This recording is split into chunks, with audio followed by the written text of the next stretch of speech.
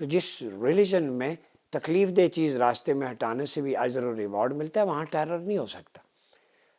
Islamophobia, اسلام سے دشمنی۔ دوسرا پوائنٹ اس کا یہ ہے کہ یہ مسلمانوں کو بدنام کرنے کے لیے ایک لفظ، نئی ٹرم یہ ایجاد ہوئی ہے، جو طرفداری، نسلی امتیاز اور آگ بھڑکانا۔ تو اس کا آغاز فرانسیسی زبان میں 1910 میں ہوا تھا، یہ ایک صدی سے زیادہ ہو چکا ہے، اور انگریزی میں 1923 میں ہوا، 1924 میں خلافت ڈکلائن ہوئی۔ اب سمجھیں ذرا، لیکن 20ویں صدی کی 80 اور 90 کی دہائیوں میں اس کے استعمال بہت کم ہی رہا، مفقود ہو گیا۔ 9/11 ورلڈ ٹریڈ سینٹر میں ڈرامائی حملوں کے بعد، جس میں اب تو تاریخ کھل گئی کہ موساد اور صہیونیت کے اعلی کار طلبی میں وہ پلان کیا گیا تھا، پھر اس پہ ہو رولز دا ورلڈ، نام چومسکی نے بھی بھانڈا پھوڑا، ان کے اپنے رائٹرز نے کہا کہ یہ جیوز کا کیا ہوا تھا۔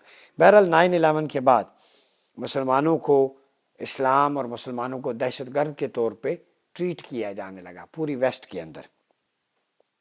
پھر ڈائلاگ ہوتے رہے لیکن اس کا کوئی فرق نہیں پڑا۔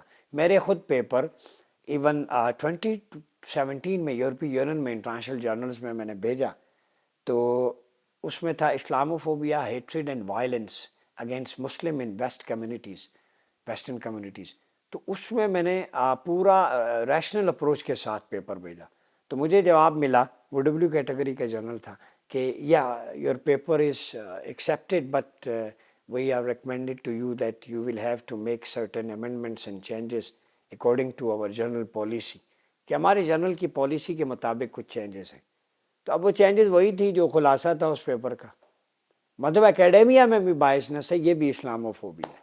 پھر میں نے وہ انڈونیشیا کا ایک جرنل تھا، وہ بھی ڈبلیو کیٹیگری کا، اسلامک، وہ انہوں نے چھاپ دیا۔